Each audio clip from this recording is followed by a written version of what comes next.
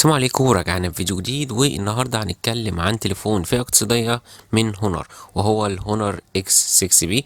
طبعا كلنا عارفين دلوقتي انك تشتري تليفون لازم يبقى معاك ميزانية كبيرة عشان تقدر يا دوب تجيب تليفون محترم شوية.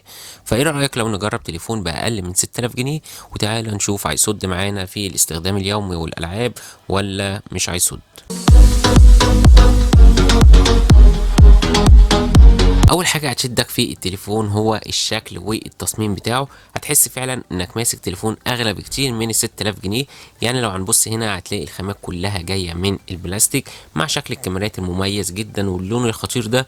فانت من بعيد فعلا هتشوف التليفون هتقول ده مش هيقل عن فئه متوسطه، مع وزن بيوصل ل 192 جرام وبصمه مدمجه في زرار الباور. فبالنسبه للشكل هنا انا شايفه مميز جدا. ونيجي بقى للحاجه اللي هتكشف ان التليفون فئه اقتصاديه بحت، وهي الشاشه هنا جايه بمقاس 6.5 انش من نوع تي اف تي. طبعا هنا جوده الشاشه جايه 1612 في 720، يعني مش محصله الفول اتش دي. مستوى السطوع هنا بيوصل ل 780 نتس ومعدل 90 هرتز. يعني الشاشه هنا بالبلدي بيديك على قد سعرها.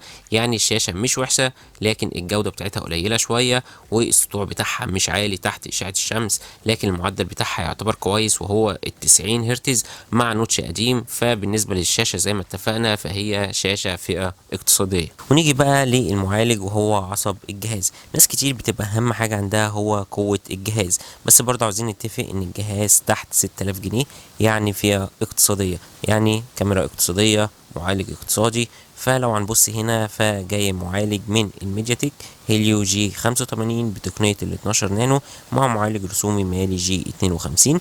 هتاخد اداء مش وحش، بالعكس معالج اي نعم قديم بس معالج كويس جدا في الالعاب.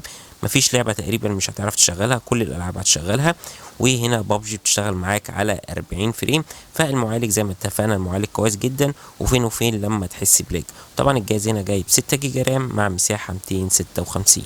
لو هنتكلم عن الكاميرات هنا فانت عندك كاميرا اماميه 5 ميجا لازم تديها اضاءه مظبوطه علشان تعتبرها موجوده. اما لو هنتكلم عن كاميرات الخلفيه فانت عندك كاميرتين، واحده اساسيه 50 ميجا وكاميرا مساعده للعزل 2 ميجا. بصراحه انا الكاميرات كنت خايف منها، لكن بعد ما جربتها لقيت الكاميرات ممتازه جدا وتتقارن مع تليفونات ب 8000 جنيه.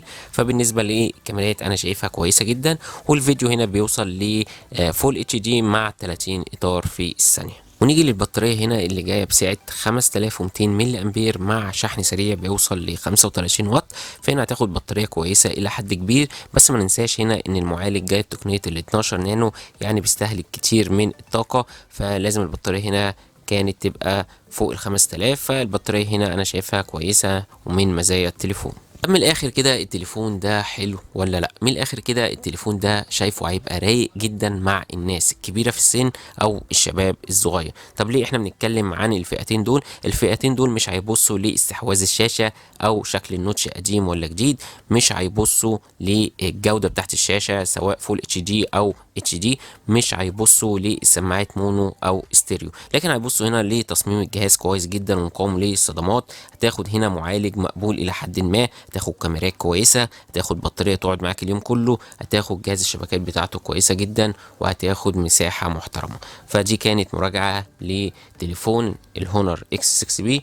ما تنساش الاشتراك، واشوفكم الفيديو الجاي. سلام.